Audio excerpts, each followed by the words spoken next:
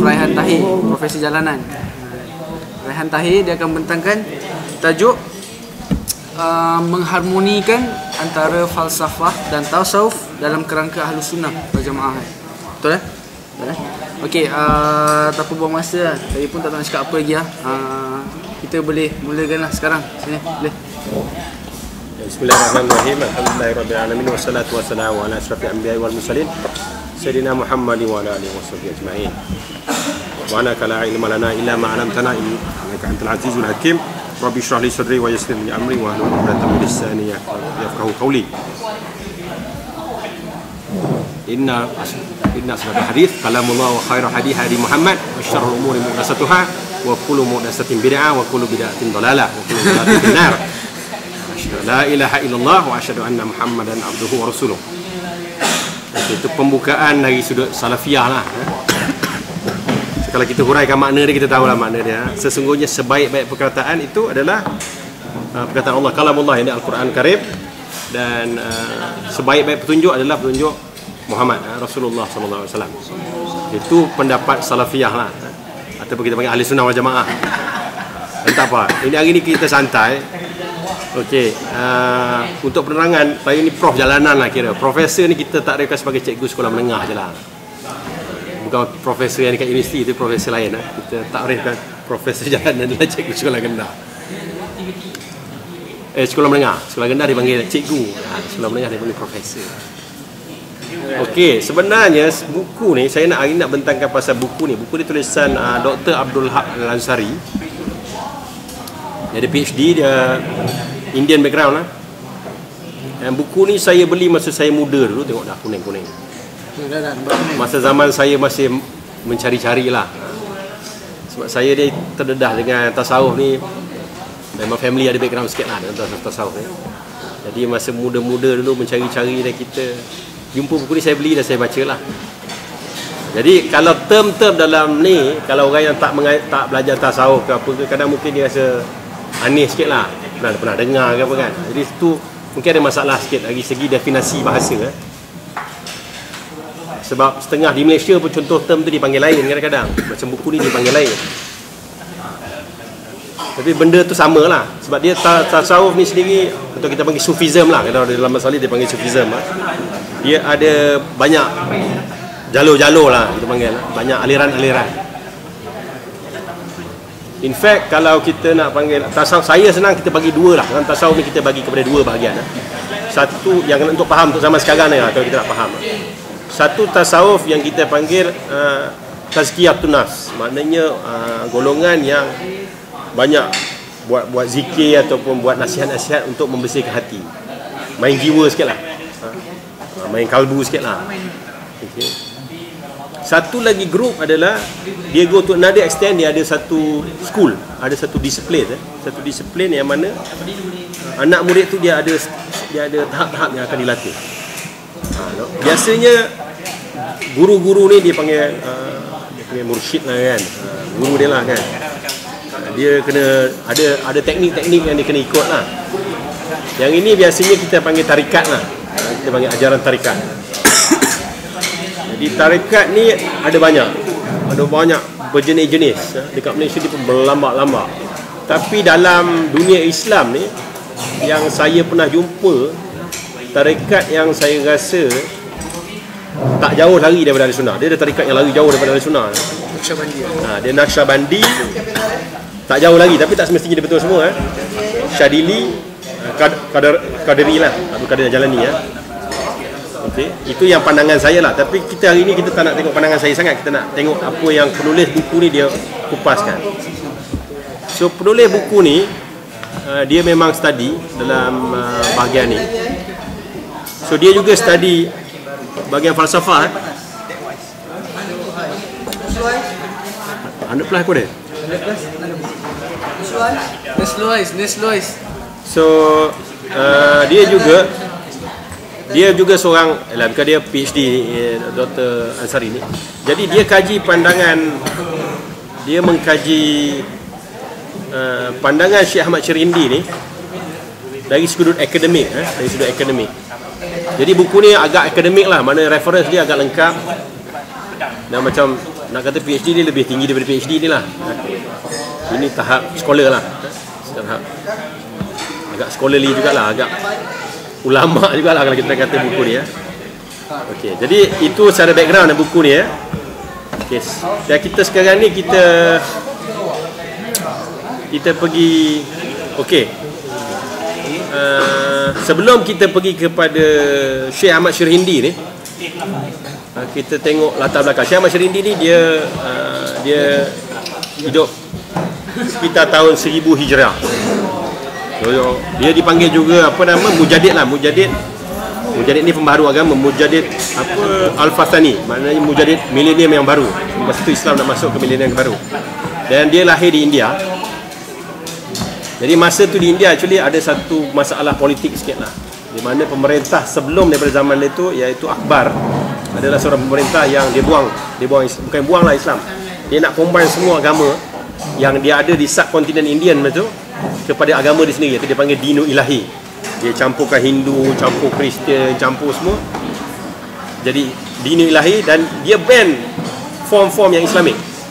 Maknanya yang kalau kita nak kata macam Atatürk sikit lah. Dia so Akbar ni walaupun dia Sultan Mughal Empire, dia kerajaan Islam lah kononnya, tapi dia ban Islam basically, dia ban Islam. So kalau kita kata sekarang ni, kalau kita similarity sekarang ni macam sekular punya lah, sekular ban Islam macam kat Turki kan.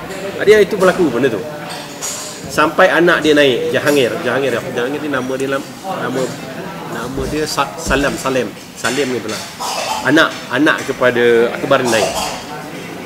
So okey, itu background sikit politik ya. Jadi bila Syekh Ahmad Syirhindi ni dia start mengajar, akhirnya dia dulu Sufi ni dah masa tu dekat India, because of ni Sufi ni dah jadi politik lah. Walaupun kita belajar asalnya Sufi ni, okey, kalau kita tengok background, Sufi ni asal tertubuh daripada gerakan anti politik, gerakan anarkis lah kalau kita nak panggil kan, geng-geng yang tak nak campur kan. Diorang ni terkeluar zaman Ali, zaman yang masa tu peperangan berlaku antara sahabat. Jadi diorang ni tak nak kepada politik ni, diorang menyendiri, menarikan diri, buat grup zikir-zikir. Itu asal tasawuf yang asal ni.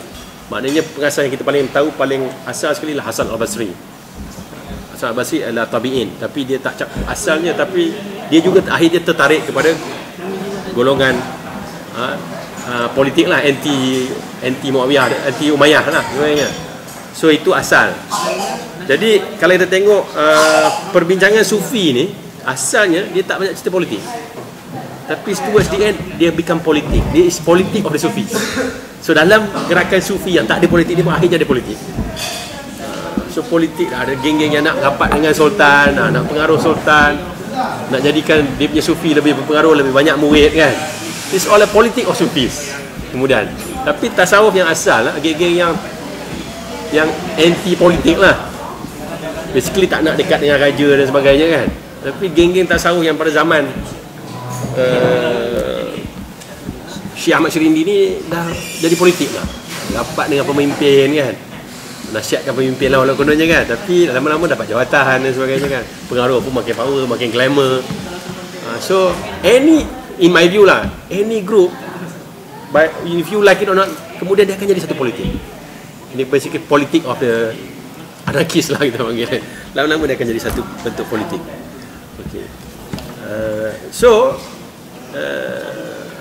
Zaman dia ni ada banyak aliran Sufi yang pelik-pelik lah. Jadi Syekh Ahmad Syirhindi ni adalah kita panggil Mujaddid sebab dia adalah seorang syekh yang pertama dari sudut ahli sunnah yang basically outline Sufism dalam ahli sunnah. Dia tulis dengan cara dia tulis surat-surat dia lah, dia tulis surat pada student-student dia. Dan towards the end dia sebenarnya dia kena tuduh sesat. Sebab kalau tengok dari segi Sufism ni, ada setengah Sufi ni yang akan mengeluarkan perkataan-perkataan yang pelik. Perkataan-perkataan panggil syatat lah, perkataan-perkataan yang macam kufur. So, perkataan-perkataan ni jadi tulisan dia yang dia tulis 16 tahun sebelum tu digunakan oleh dia punya dia punya rival lah, because dia dah jadi famous kan. Orang rival dia pun pergi kat Sultan, pergi kat Jahangir kan, tunjuk dia punya ni, oh dia ni murtad kan. So dia dipanggil, akhirnya dia dipenjarakan setahun. Tapi lepas dia dipenjarakan tu, Jahangir lepaskan dia, dan Jahangir offer dia, kau nak balik kampung ke kau nak duduk dengan aku?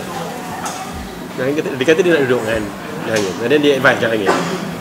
So kemudian Jahangir jadi lebih Islamik, dengan mana Jahangir ni lebih mesra Islam lah. Sebelum tu Akbar tu dia anti Islam sikit. Okay. Oh, tak clear. Okay. So itu sikit sejarah tentang latar belakang Syekh Ahmad Syerendi.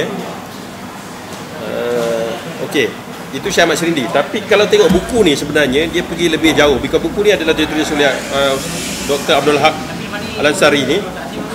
Dia pergi kepada pahaman lain sekali, sebab dia nak tunjuk pandangan Syekh Ahmad Syerendi ni dalam kerangka Ahli Sunnah. Nak menunjukkan macam mana bahawa Syekh Ahmad Syerendi ni adalah seorang revival dari sudut pandangan Ahli Sunnah. Jadi, okey, saya tunjukkan. Tadi saya bacakan je lah, tapi dalam bahasa Inggeris. Boleh bahasa Inggeris, okey ya? Saya ada mark 2-3 tempat ni. Sebab okey, Ibn Taymiyah, contohnya Ibn Taymiyah Ibn Taymiyah, pandangan Ibn Taymiyah tentang Sufi. Pandangan Ibn Taymiyah bagikan golongan Sufi ni kepada 3 golongan. Golongan pertama yang dipanggil Syekhul Islam. Syekhul Islam ni antara lain dia yang dipanggil ialah Ma'ruf Turki. Okey, kalau kita kenal Al-Junaid, Tusari, Abdul Qadir Jalani. So Sufi-Sufi ni Ibn Taymiyah kata adalah ulama-ulama yang hebat. So nak kata Ibn Taymiyah ni buang semua Sufi tak? Okey, tak betul. Dan Sufi ada lagi satu golongan, iaitu golongan yang pernah mengeluarkan kata-kata yang mengkufur. Tapi itu pun Ibn Taymiyah tak kata dia kafir. Contohnya Abu Yazid Al-Bistami, Nur Al-Misri, ada 2-3 orang. Dan yang paling famous sekarang ni, kalau kita in context to Ahmad Syerendi, ialah Abu Yazid Al-Bistami. Abu Yazid Al-Bistami ni antara yang pertama sekali yang keluarkan perkataan pelik. Okey, perkataan pelik ni macam kata okey, Maha suci aku semuanya. Tetapi generasi yang sekarang ni, banyakkan kita ni follow Mansur Al-Halaj. Mansur Al-Halaj ni adalah satu critical figure dalam Sufi.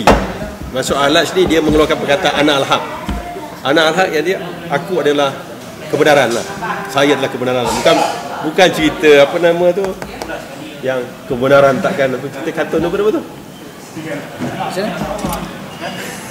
Kartun Bobo Boy kan, ada kebenaran nanti. Papa. Oh, Papa Bungu.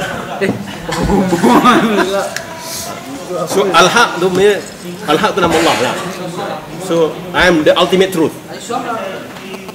Di sini baru kita akan relate kepada falsafah, okay? Ultimate truth, because sebab pencarian falsafah ialah pencarian kebenaran. Di sini mulanya, kalau kita nak kata, penggabungan antara falsafah dengan Sufism. Sebab Mansur Al-Halaj tadi disebut Al-Haq, maknanya dia kata saya dah sampai hakikat lah. Kalau orang kita panggil hakikat, Mansur Al-Halaj nama dia. Jadi ikut sejarah dia, Mansur Al-Halaj ni banyak cerita lah, tapi sejarah dia adalah Mansur Al-Halaj ni adalah anak murid Al-Junaid. So sebab dia cakap benda pelik-pelik, akhirnya dia kena tangkap. Tapi dalam penjara pun dia semayang 400 rakaat sehari. Jadi nak kata dia ni kafir pun susah, dia semayang. Tapi dia cakap benda yang pelik-pelik lah. Jadi adalah legend-legend yang keluar yang kononnya lepas dia dihukum bunuh, dia akhirnya dihukum bunuh. Sebab Khalifah masa tu dah tak tahu Khalifah tahan dia 9 tahun masa dalam penjara. Akhirnya Khalifah tak tahu nak buat apa, sebab makin tahan makin popular. So akhirnya Khalifah terpaksa panggil Junaid, guru dia, nak tahu apa nak buat dengan Mansur Al-Halaj. Jadi Junaid kata kita pancung. Setelah Junaid jumpa Mansur Al-Halaj ni, Junaid kata pancung. Jadi kalau ikut cerita adalah ni, cerita ni banyak cerita-cerita Jadi bila ikut cerita ni Mansur Al-Hallaj ni bila dia potong, dia pancung, olok kononnya dia kata darah dia tu berzikir. Jadi cerita-cerita yang pelik-pelik lah. Tapi kita pun tak tahu cerita ni sahih ke tak tahu kan. Sebab dia riwayat-riwayat yang Sufi ni kadang-kadang masalah tu lah, dia cerita membesar-besarkan cerita yang kecil kan. Jadi itu yang berlaku. Jadi Mansur Al-Hallaj ni adalah topik utama penghujaan Ibnu Arabi. Ini nak cerita Ibnu Arabi pula. Okey. Jadi Ibnu Arabi mengangkat Mansur Al-Hallaj ni sebagai makam yang tinggi. Jadi Ibnu Arabi berbeza pendapat dengan Imam Ghazali. Tapi Imam Ghazali, okey, kalau kita tengok kronologi, kalau kita tengok sejarah, satu lagi kita tengok kronologi ya. Ibnu Sina tak salah saya dalam abad 100 tahun sebelum Imam Ghazali. So Imam Ghazali sebenarnya tak pernah jumpa Ibnu Sina. Jadi lepas bila zaman Imam Ghazali, ilmu falsafah tu melahirkan benda-benda yang pelik-pelik. Jadi Imam Ghazali masa dia tulis Tufat Filosof ni, dia menghentam benda-benda pelik dalam falsafah. Bukan semua falsafah ada pelik, dia hentam. Dia hentam benda-benda pelik dalam falsafah yang dia rasa terkeluar daripada ahli sunnah. Maknanya bukan semua falsafah, tapi ada orang kata oh dia buang semua falsafah. Bukan, dia buang hanya falsafah yang dia rasa terkeluar daripada ahli sunnah. Dia maknanya dia menghadkan falsafah. Okey, ni falsafah yang ahli sunnah boleh terima sebab tak bersalahan dengan Al-Quran dan Sunnah.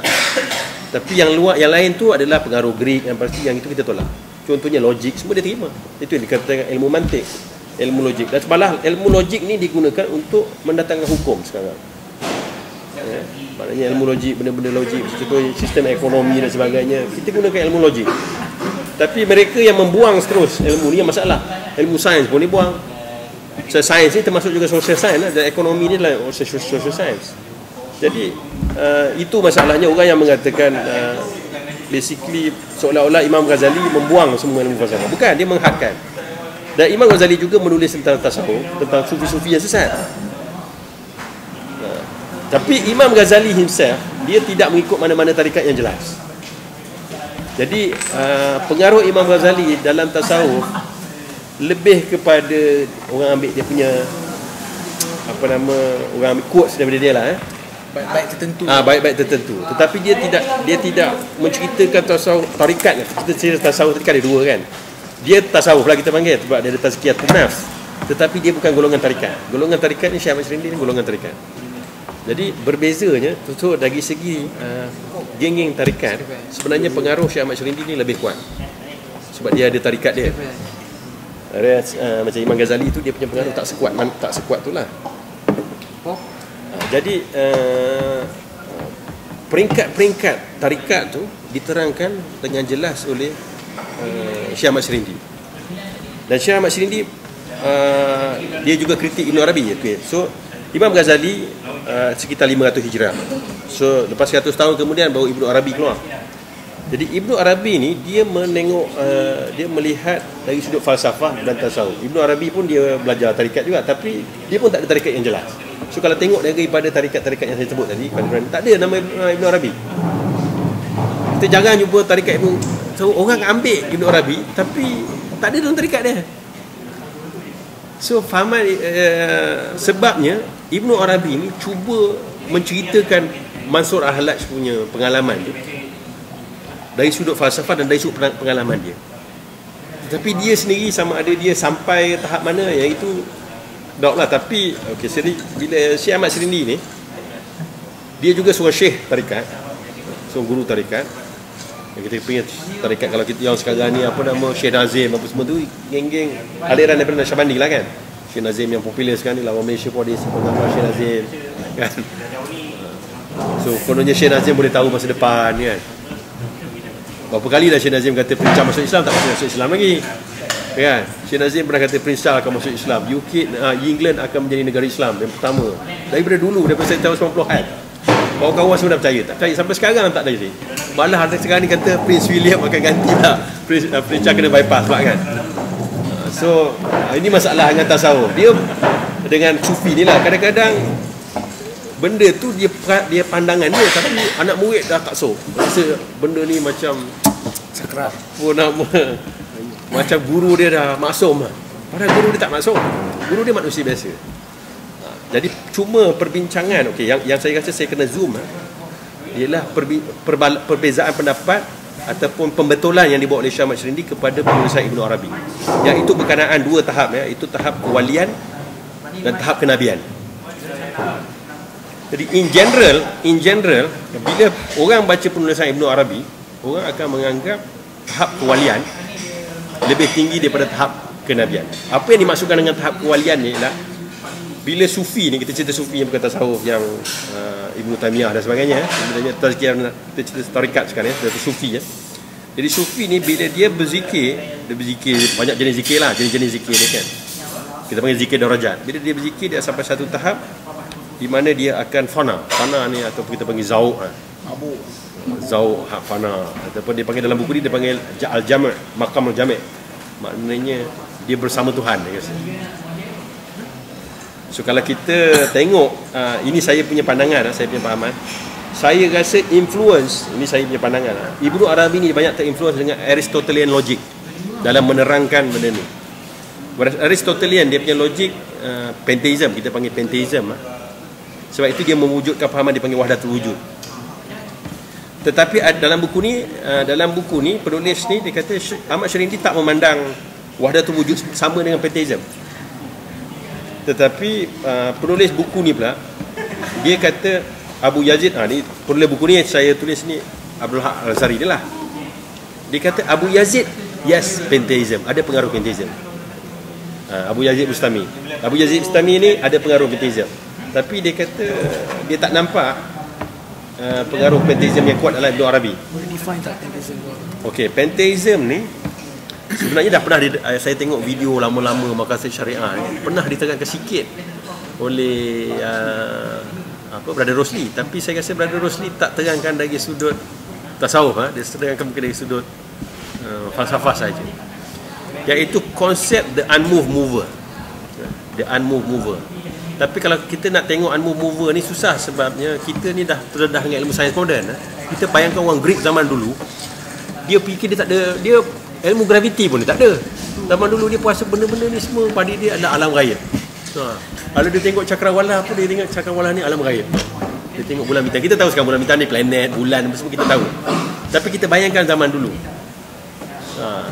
Even zaman Nabi pun kita tak tahu sama ada Nabi faham alam ni macam kita faham alam ni. Kita so ada bulan bintang kan. Mungkin zaman dulu dia rasa alam ni mungkin duduk dalam satu flat surface dan sebagainya. Sebab tu ada orang yang faham bumi ni flat. Kan? Walaupun ayat Quran ada tulis yang tentang apa nama orbit dan sebagainya, tapi kefahaman orang zaman tu, kita bisa ingat orang zaman tu. Jadi kalau Aristotle lagi sebelum daripada tu. Jadi konsep yang Aristotle bawa ialah dipanggil unmoved mover. Tapi saya defend, kalau kita punya definition senang, kita panggil unchanged changer lah. Pengubah yang tidak berubah. Siapakah yang sifat tak berubah? Allah tak berubah. Allah daripada dulu sekarang sama. Sebab tu kita panggil yang ancient kan. Unchanged? Tidak berubah. Allah tak berubah. Dulu pun Allah adil, sekarang pun Allah adil. Sebab bila-bila Allah adil. Tak adalah tiba-tiba Allah mengubah pula jadi zalim pula kan. Tak ada. Okay. Jadi Allah tidak berubah, tetapi Allah mengubah manusia, alam berubah dan sebagainya. So dari segi itu, dari segi kita fahaman lah. Tapi dari segi teori pantheism, dia kata God is something that unmoved, because dia punya teori macam ni dia prove that basically the ultimate truth cannot be moved, because it must be, okay, itu yang saya ada lukis sikit ni dia must be at the center of the, ni saya nak lukis pun susah sikit dia at the center of the, dia kita panggil hakikat lah. Al-haq tu, hakikat tu dia ada kat center. So pergerakan alam ni ialah menuju ke arah hakikat. Ataupun kalau dalam Hindu dia panggil nirvana, kalau dalam Buddhism dia panggil Buddhs. Buddh maknanya enlightenment, kebenaran lah, kebenaran, cahaya kebenaran dan sebagainya lah. Jadi Aristotle kata the purpose of this olahan, dia tak cari Tuhan, metafizik kan, dia tak cari Tuhan. Jadi the end of it is God himself. So Aristotle ni dia basically dia guna logik akal dia untuk kenal Tuhan macam mana. So dia come up with a model called pantheism. Maknanya alam ni adalah Tuhan dalam berbagai bentuk. Maka dia kata yang wujud hanya satu, wahdatul wujud tadi kita balik kepada Ibn Arabi, wahdatul wujud. Jadi alam ni adalah Tuhan. Semua ni adalah Tuhan. Semua yang wujud ni yang dia boleh test. Okey. Dia tak ada separation. Jadi dia kata kalau kita nak translate lagi sudut pandangan Hindu lah, contohnya dia kata okey, yang paling ujung sekali ni adalah batu batan, tak ada kesedaran. Lepas tu ada pokok sedar sikit kan. Lepas tu binatang makin sedar. Lepas tu manusia pun ada yang tak sedar, dia yang sedar kan. Akhirnya sampai manusia yang tahap tinggi, manusia yang very conscious, sangat sedar. Macam Socrates dan sebagainya lah, peringkat-peringkat intelek dia tinggi, orang kata macam Nabi lah kan, contohnya. Jadi secara logiknya, Aristotelian logik ni, hanya orang-orang yang bijak je akan kenal Tuhan. Orang yang kurang bijak tak akan kenal Tuhan. Ini antara hujah Imam tak pandai pun boleh kenal Tuhan. Kenal Tuhan ni tak perlu tahu falsafah, tak perlu tahu apa, dia boleh kenal macam tu je. Tak perlu belajar mantik, belajar apa, belajar teori falsafah, teori dialektik apa semua, tak perlu. Kalau ikut Imam Ghazali lah, maknanya di sana itu perbezaan antara Imam Ghazali dengan Ibn Sina. Sebab Ibn Sina terpengaruh dengan Aristotelian juga, bahawa semua ilmu wahyu ni bagi Ibn Sina boleh dibuktikan dengan teori atau scientific evidence. Whereas Imam Ghazali kata dia ada pemisahan antara ilmu wahyu dengan ilmu alam. Kalau kita moden sekarang ni, kalau apa yang tengok apa Ustaz Azrizal dia kata sunnatullah dan syariatullah. Dia berbeza sikit. Sunnatullah ni adalah hukum alam dan sebagainya kan. So hukum alam ni dia berlaku sama ada kita menerima atau tidak. Itu saya selalu suka tunjuk pasal gravity ya, gravity kan. Gravity ni pen ni mesti jatuh. Walau macam mana pun jatuh. Tetapi ada pen yang ada benda yang tak jatuh, boleh terbang. For years and years orang nak belajar macam mana burung boleh terbang. Ya, tapi kalau kita baca Quran apa cerita? Ni saya sebagai seorang engineer. Nak cerita saya engineer. Masuk sikit yang lain. So engineer ni, kalau engineer kita belajar bahawa kapal terbang ni terbang. Zaman dulu orang ingat kapal terbang ni, burung terbang sebab dia mengibaskan sayap. Mengibaskan sayap. Jadi dalam ayat Al-Quran ada tulis. Surah Al-Mulk surah Al-Mulk. Auzubillahi minasyaitonirrajim. Dia fauqahum dia ila tayri fauqahum safati wa yaqbitu. Burung ni dia mengembangkan sayap dia dan kemudian melipatnya. Ma yumsikuhunna illa rahman. Tidak ada yang mengapungkan dia kecuali Allah. Jadi kalau sains ni dia kata bukan burung ni mengepak, tapi dia ada kita panggil dalam sains moden kita panggil horseshoe vortex. Horseshoe vortex ni dia berlipat daripada tepi. Dia akan masuk daripada tepi sayap tu, dia masuk, dia akan the force dia panggil horseshoe vortex. So it is because of the wing spread. When the wing is spread, there is a vortex yang akan tolak benda tu, dia macam berlipat. So saya sebagai engineer saya nampak ayat tu macam itulah. Tapi kalau orang zaman dulu dia tengok sayap kepak tu macam tu kan. So itu pandangan manusia dari segi ayat Quran tu. Tapi Allah sambung kat belakang tu mayum sikuhuna illa rahman. Tidak ada yang mengapungkannya kecuali Ar-Rahman. Sebab horseshoe vortex ni tak berlaku dalam keadaan vacuum. Dalam keadaan vacuum atau keadaan turbulent, kita tengok ada vacuum space dalam tu kan, kita kalau connect kapal terbang ni. Sebab udara dia pemanfaatan lain, dia akan berlaku kurangnya lift. Okey, itu kalau ilmu sains lah. Jadinya, okey, balik tadi pada mana tadi? Jadi ilmu, kalau tengok ilmu falsafah ni, dia ada sampai satu tahap ilmu tu boleh dipalsukan. Maknanya ilmu tu sampai satu tahap. Ada mic. Ini dah bukan lepak ni. Okey, cun. Ada. Boleh dia. Dah. So dalam ilmu falsafah, cerita ilmu falsafah ni, sampai satu tahap kita akan jumpa satu pandangan-pandangan baru yang melawan balik pandangan-pandangan kemudian. Kan? Jadi sebab tu sebenarnya saya nak relate pada ilmu ni kepada pandangan ni sekarang ni dalam social science 100 tahun dulu lah, kita cerita 100 tahun dulu. Tetapi manusia ni sama daripada zaman dulu sama. Jadi ada satu pandangan dipanggil pandangan positivism. Ini dari segi kita nak tengok European. Positivism ni dia percaya bahawa semua benda ni boleh dibuktikan betul. Maknanya teori-teori ni mesti dibuktikan betul. Yang betul tu tak ada yang lebih betul lagi. Okay, tak ada yang lebih betul. Tetapi teori ni dicanggah oleh setengah-setengah ahli falsafah. Dia kata ada lagi teori yang lebih betul. Contoh, kita bagi contoh ilmu cahaya. Ilmu cahaya ni pun ada orang berdebat. Cahaya ni ada sejenis partikel atau sejenis wave, sejenis gelombang. Jadi kalau kita tengok kajian sains ni, berselisih pendapat. Ada yang kata gelombang, dia buktikan dengan cara dia. Okey, gelombang sebab apa? Sebab kalau jauh sini tak lepas kan. Tapi kalau dia dekat, tengok dia ada bayang. Bayang tu membuktikan cahaya tu partikel. Tapi kalau jauh tak ada bayang. So benda ni telah dihujahkan actually. Ulama-ulama zaman dulu dah hujah dah tentang bulan, bayang bulan kan. Kenapa bulan ada bayang? Planet lain ni bayang ke? Dia banyak dah dihujahkan. So benda ni sudah berlaku zaman dulu, penghujahan ni. Jadi dari segi positivism ni, kalau tengok pada ilmu falsafah, okey. Kemudian datangnya ini dari segi falsafah moden, social science sebagainya, ada satu pandangan dipanggil postmodernis. Postmodernis ni dia kata positivism ni salah. Sebab dia kata besok ada jumpa ilmu lain lagi yang lebih baik daripada ilmu yang sekarang. Jadi dia kata basically you punya truth are relative truth, there's no ultimate truth. Maknanya kebenaran yang al-haq tu tak ada, semua hanya relatif. Itu pandangan kau, pandangan aku lain kan? Akhirnya wujud pandangan yang dipanggil relativism. Maknanya semua pandangan betul, semua pandangan betul dan semua pandangan salah. Maknanya tak ada yang betul. Sebab yang kebenaran dah al-haq tu tak ada. Jadi wujudlah itu pandangan kau.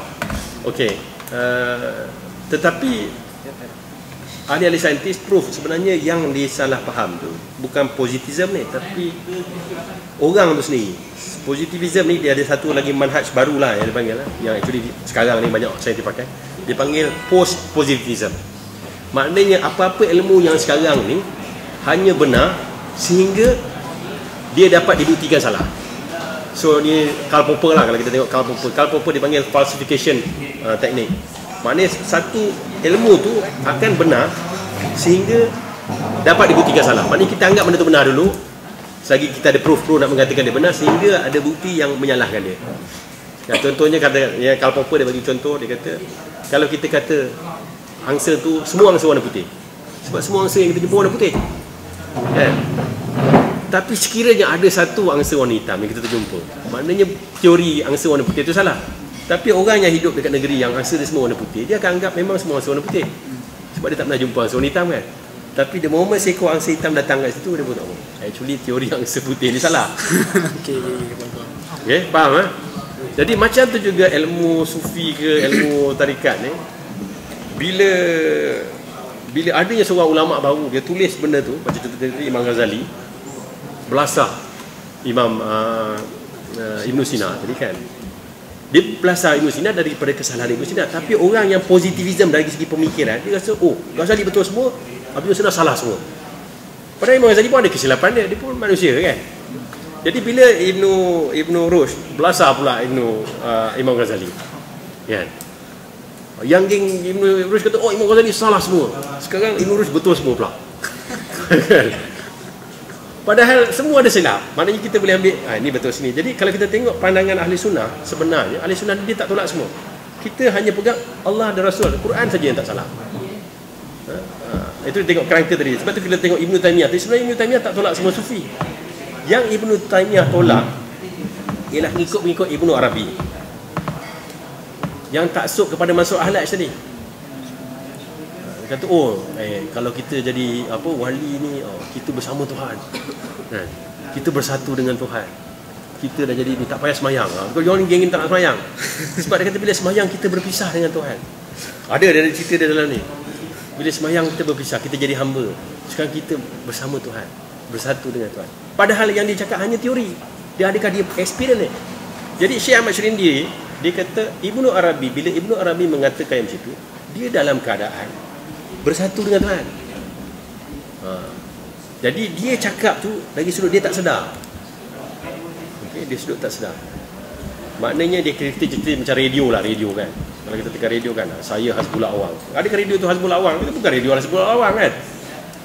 Radio tu hanya communication tool je. Itu contoh je lah. Tetapi Syekh Ahmad Syarindi ni move higher lagi. Dia kata sebenarnya level ni adalah level satu level, dia ada satu lagi level lagi tinggi daripada level yang Ibnu Arabi ni. Yang Ibnu Arabi cerita ni, masuk halat ni adalah satu level yang rendah, ada satu level tinggi lagi dari segi sufi. Dipanggil forq ba'da jam, maknanya perpisahan selepas penyatuan. Jadi setengah-setengah tarikat pula memandang pemisahan selepas tadi macam cerita tadi lah. Dia kata kalau kita jadi semayang ni, jadi rendah daripada peringkat hakikat tadi lah kononnya. Peringkat hakikat tadi, ana al-haq tu peringkat tertinggi lah. Jadi bila kita semayang ni peringkat rendah. Jadi aku tak nak semayang lah. Aku dah al-haq lah, ana al-haq lah. Semayang niat dah tak ada semayang. Kan? Maha suci aku ni geng-geng Syekh Siti Jena ni semua geng-geng pelik-pelik ni kan. Ini kita panggil geng Wahdatul Wujud lah. Kalau kita sekarang ni kita panggil geng Wahdatul Wujud. Dia kata kun fayakun, aku niatnya jadi kan? Ini geng-geng. Saya panggil geng ni geng apa? Ghaibul Ghuyub. Ataupun dia panggil, kalau dalam istilah dalam buku ni dia panggil jami'. Bersatu dalam satu atau lupa dalam lupa. Dia lupa yang dia lupa. Atau hilang dalam bayang lah, saya panggil Ghaibul Ghuyub, hilang dalam bayang. Jadi Syekh Ahmad Syarindi dia ulas, dia kata stage ni adalah stage manusia yang asyik kepada bayang. Ini masalah ni kalau orang tak boleh susah sikit lah dia term-term ni. Jadi Syekh Ahmad Syarindi kata taraf ni sebenarnya taraf yang tak cukup tinggi. Ada satu taraf lagi tinggi, iaitu taraf wahdatul syuhud, melihat yang satu. Maknanya dia melihat alam ni semua adalah kebesaran Tuhan. Walaupun orang jahat, kata orang jahat ni pun actually Tuhan jadikan dia jahat, kan? Quote and quote lah. Jadi lebih kepada dia daripada refleksi diri. Dia tak tengok nak menyalahkan orang. Oh, kau ni jahat lah, kau ni sesat lah, apa kan? Okey, dia sesat, tapi kata Allah yang sesatkan dia. Allah nak bagi tunjuk, Allah bagi tunjuk. So dia punya pandangan lain. Sedangkan grup yang satu lagi tadi, yang grup yang kata Ghaibul Ghuyub ni, dia duduk syok sendiri je. Jadi Syekh Ahmad Syarindi dia hujah, dia kata Syekh Ahmad Syarindi ada few lah. Dia kata stage ni tak mungkin lagi tinggi. Sebab stage ni stage yang tahap makam yang syok sendiri. Selfish, very selfish. Duduk bersama Tuhan je, tinggi dah masuk syurga lah. Orang lain apa sekarang kan. Contohnya lah. Tapi stage yang lebih tinggi ialah stage nubuat, dia panggil. Stage lagi segi iaitu kita bersama makhluk menyampaikan kebesaran Allah. Itu lagi besar tinggi dia. Jadi dia kata, Syekh Ahmad Syarindi kata, salahlah pandangan Ibnu Arabi bila Ibnu Arabi kata makam wali ini lebih tinggi daripada makam Nabi. Kalau yang dimaksudkan dengan tadi tu, maknanya benda tu salah dari segi perkataan, sebab ada makam Nabi bagi wali, iaitu bila wali ni turun bersama makhluk dan berdakwah. Tetapi dia kata makam Nabi yang wali ni lebih rendah daripada makam Nabi-Nabi. Dia susah dia cerita. Dan makam wali Nabi, wali pada makam Nabi pun ada makam wali dia bila dia bersama Allah. Okay. Makam wali bagi seorang Nabi lebih tinggi daripada makam dulu apa pun makam bagi wali dia lah. Wali Nabi kan. So benda ni agak susah sikit lah nak terangkan. Tapi kalau orang banyak mengkaji dia boleh nampak lah benda ni. So itulah pembaharuan Syekh Ahmad Syarindi. Maknanya dia panggil peringkat ni wahdatul syuhud, melihat yang satu. Jadi itu dia punya tajdid. Tajdid dia maknanya dia panggil term ni, sebab term yang wahdatul wujud ni dikeluarkan oleh Ibnu Arabi. Sedangkan term wahdatul wujud tak pernah keluar sebelum tu. Dia orang panggil fana lah apa, dia tak pernah sebut. Tetapi Ibnu Arabi menggabungkan dengan tadi pandangan Aristotelian dan sebagainya, dia panggil term tu wahdatul wujud. Sebab banyak hujah-hujah wujud dalam golongan Asy'ariyah dan sebagainya kan, cerita wujud mutlakan, wujud apa ni. Ini sebenarnya daripada hujah kalam ni, hujah teologian logik dan sebagainya. Jadi Ibnu Arabi yang mengeluarkan wahdatul wujud tadi. Sedangkan Syekh Ahmad Syarindi ni dia call that term in a different, they call it wahdatul syuhud. Maknanya dia ada satu lagi it's a term lah, how you use the term lah. Tetapi bila ada orang kata Syekh Ahmad Syarindi ni tak best lah, tak glamour lah. Kan? And then in fact Syekh Ahmad Syarindi ni dia go another level. Dia kata yang kita bersatu, yang ahli tarikat bersatu ni bukan Allah, tetapi bayang. Maknanya hakikat dia, yang penyatuan tu bukan penyatuan dengan Allah, tetapi penyatuan dengan bayang sahaja. Kalau saya punya pandangan, Kalau yang bayangnya pun dah syok kan. Macam orang kata orang nak makan ayam tapi tak boleh makan ayam kan. Tahu cerita jok kan? Kan? Ada orang ni dia penyakit dia tak boleh makan ayam. Dia makan ayam dia terus mati. Jadi dia nak tahu macam mana ayam ni sedap. Tahu macam mana? Jadi kawan dia kata dia tak boleh hirup kuah pun tak boleh. Jadi apa? Dia ambil bulu ayam, dia korek telinga. Oh sedapnya korek telinga. Kan dengan bulu ayam, bulu dah sedap, kalau daging lagi sedap. Itulah perumpamaan dia.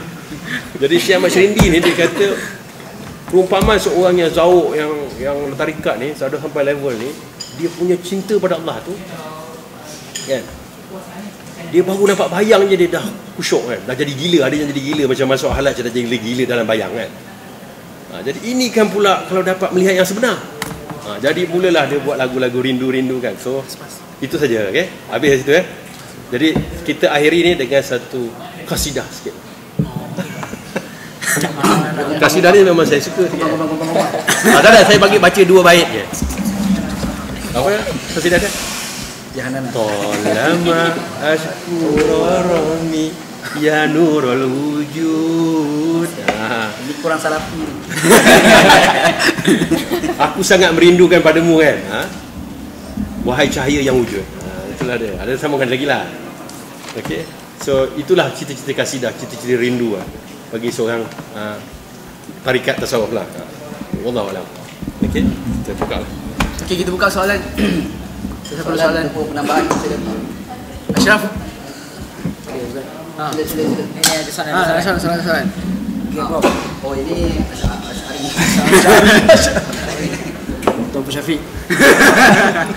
Jangan sebut Syafiq, ada tension. Okey, first saya nak tanya. Okey.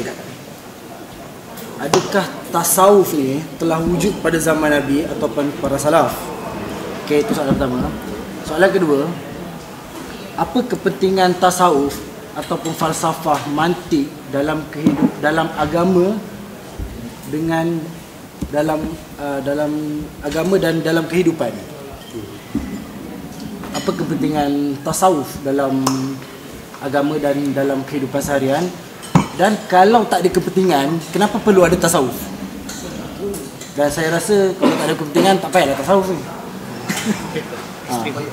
Ini pandangan saya tapi Tasawuf ni poyoan. Okey, kita kena tengok sejarah. Pada zaman Nabi, tu saya kata tadi ada 2 jenis tasawuf yang kita klasifikasikan. Ibn Taymiyah pun dia diklasifikasikan sebagai 2. Satu yang bertarikat, yang mana muncul hanya kemudian, iaitu dia start dengan Abu Yazid Al-Bistami. Tapi diorang claim pada Ali, pada Nabi balik lah. Diorang claim Tapi kalau kita tengok daripada sejarah, diorang ni muncul kemudian. Kalau kita tengok dia punya chain of golden chain pun banyak ada lubang-lubang kan. Ada yang claim pada Imam Abu Musa dan sebagainya. Tapi tak apa, itu kita tolak, tak apalah. Jadi kalau kita tengok Abu Yazid Al-Bistami, kebanyakan diorang ni adalah convert, Muslim convert. Ada kemungkinan diorang ni bawa budaya-budaya daripada agama asal dia. Tetapi dicampur dengan zikir-zikir yang memang diajar, zikir-zikir tazkiyatun nas yang diajar oleh para ulama Islam, ahli sunnah tadi. Jadi bila dia beramal tu, dia nampak vision-vision yang mana memang dia dah nampak sebelum ni. Macam dia nampak cahaya. Ini benda ni berlaku dalam, kalau kita tengok semua agama ada benda ni. Maknanya orang yang berzikir-zikir dia nampak cahaya. Even Christianity kalau kita tengok dia kata nampak cahaya. Sebab kalau kita kaji dari segi saintifik atau falsafah, kita balik pada falsafah atau saintifik. Falsafah ni kita bukan falsafah arts, bukan cerita. Falsafah ni ilmu sains. Ilmu sains ini pada pandangan saya, kita ni roh daripada cahaya. Jadi sebenarnya yang dilihat oleh mereka adalah roh mereka sendiri. Sebab itu bila dia tazkiyatun nas, dia actually melihat roh dia. Dan cahaya dia bergantung kepada roh dia. Lebih baik hati dia, contohnya kan. Lebih senang dia melihat cahaya.